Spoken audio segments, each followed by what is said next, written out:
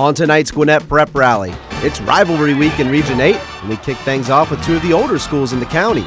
Central Gwinnett brought their high-flying offense to Dacula, but it was the Falcons' O that stole the show.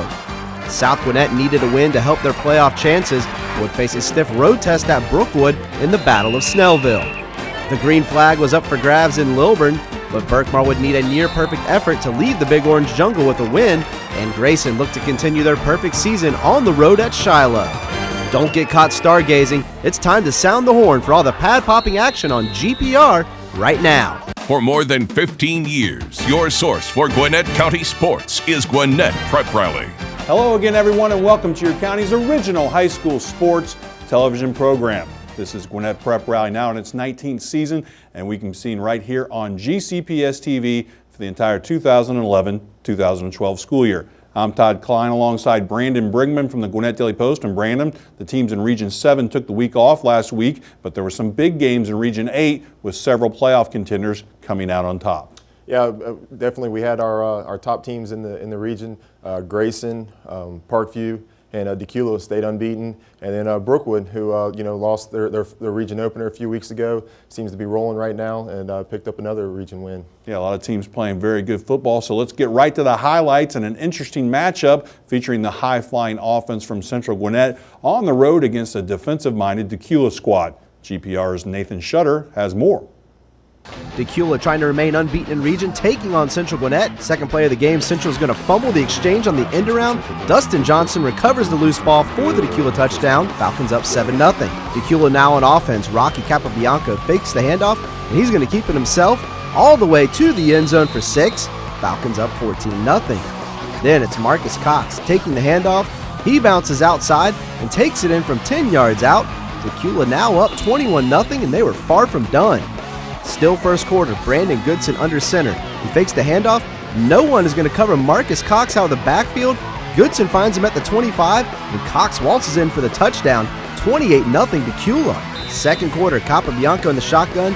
He'll pitch to Cox on the option. He breaks free down the sideline, cuts back to the middle. He'll get tripped up at the goal line, but manages to get in for his third touchdown of the game. Falcons up 35-0. More from the Dacula offense. Goodson hands it off to Rocky Capobianco, and he goes untouched all the way to pay dirt. 42-0 Dacula in complete control. Then just before the half, Goodson from the shotgun. He's going downfield to a wide open Alex Arma, and he uses his legs for the last 10 yards. Touchdown Falcons, and they lead 49-0 at the break. Second half, the Central Gwinnett offense would get things going. George Morris takes the handoff, bounces to the outside, and picks up big yardage before being forced out of bounds. Then it's Eamon Westmoreland firing a strike to Malachi Jones for the touchdown, but it was too little too late as Dacula knocks off Central Gwinnett 49-21. Football, and I think that really showed in the first half against this good Central offense. Yeah, definitely. When you're going up against a team like Central, you have to be ready to play some really good defense. And their defense took a little hit at the beginning of the year. People were wondering were they suspect, and they had a new system that they had to learn, and it took some time. And it seems like they really have a hold of it. And Morgan and Chase Lloyd are really leading that defense right now.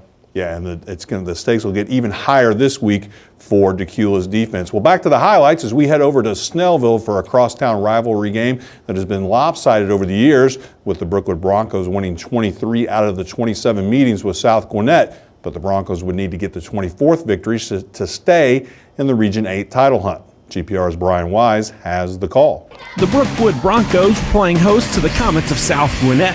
The Brookwood with the ball early first quarter. Zach Moon drops back and completes a pass to Jamal Cole, who spins away from a defender before getting brought down inside the Comets' 5-yard line. That would set up this 1-yard touchdown run by Nick Tompkins, giving the Broncos an early 7-0 lead. South Gwinnett would try to keep pace as the pass into the flat by Mason Hart is mishandled. After a scrum, the Broncos would come away with the ball. However, the Broncos were unable to take advantage of the turnover after a missed field goal attempt by Mitch Hatop is wide right. The Comets would look to take advantage of the missed field goal as Hart fires a pass downfield complete to Eric Latham for a good gain. Next play, Hart again completes a pass to junior Bernard Morrison, who scampers up the field, and the Comets continue to drive. The Bronco defense would step up a couple of plays later as senior Connor Hennessy records a sack, forcing the Comets to punt. On the ensuing play, the Broncos would mishandle the punt by Amar Sahilic, and the Comets would recover. The Comets would take full advantage of the mistake as Jordan Ramey in the game completes a screen pass to Trevon Davis, who finds a seam and gets into the end zone. Comets trail 10-7. However, it'd be all Broncos in this one, as the final score is Brookwood 59, South Gwinnett 21.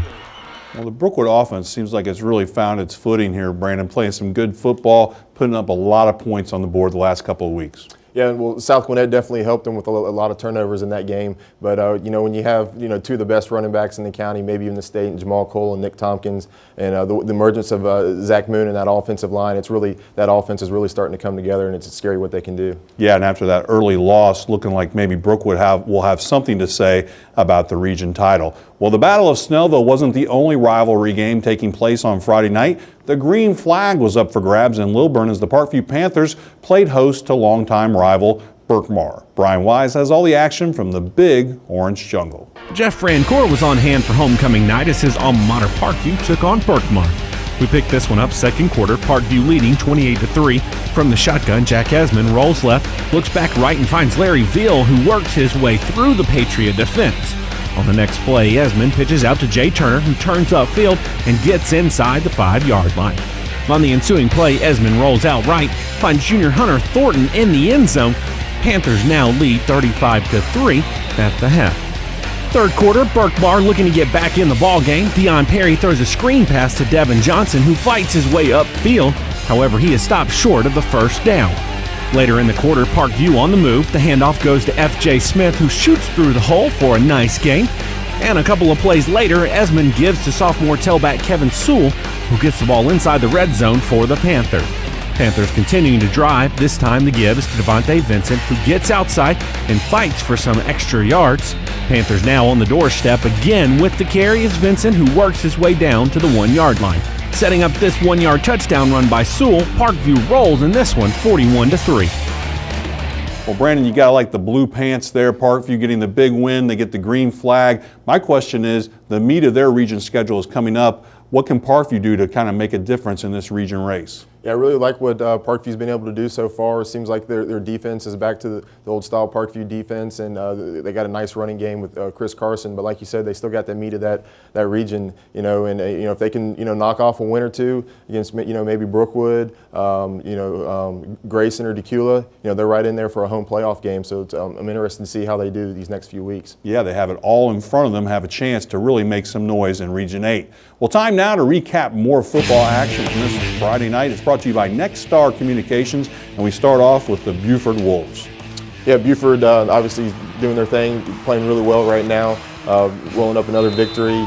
Against Decatur, 59-13. Rick LeGrant had another solid game, 2 carries, 65 yards, 2 TDs, and that defense, it's just ridiculous what they're able to do.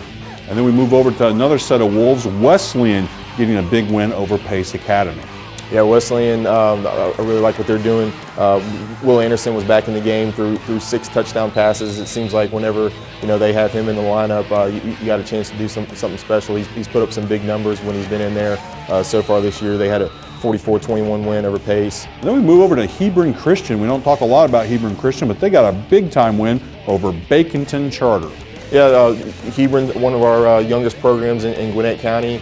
And they have a lot of new players this year, a new coach, and it was great for them to finally get that first win, 31-7 over Baconton. Lou Stevens, 8 of 14, 111 yards, 2 TDs. And we're looking at those 3 teams there. My question is about Wesleyan, Brandon. Looking at that Wesleyan team, how do they shape up, and how do you think how far can they go in the playoffs this year? Wesleyan, they're always one of the top teams in Class A. They graduated, that great senior class, and so a lot of people are unsure, is this a team that can do anything? But I do think they have another playoff caliber team, and whether or not they, can go deep playoff run, maybe even back to the Dome, it's still a little early to tell. All right, when we come back, we'll have more football highlights as Grayson look to remain unbeaten on the road at Shiloh.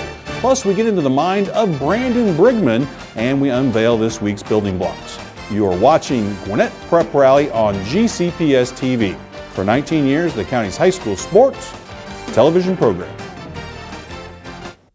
For 2 decades, Coulter Sports has been making dreams possible for thousands of Gwinnett County student athletes. Sometimes we've been over the top. Thrill is gone. Steve Coulter sings. And the leader of the clan will take no prisoners on this day. Sometimes we've been straight to the point. Beverly Coulter is the most persuasive sporting goods salesman in Gwinnett County history, and that's including her son, Steve.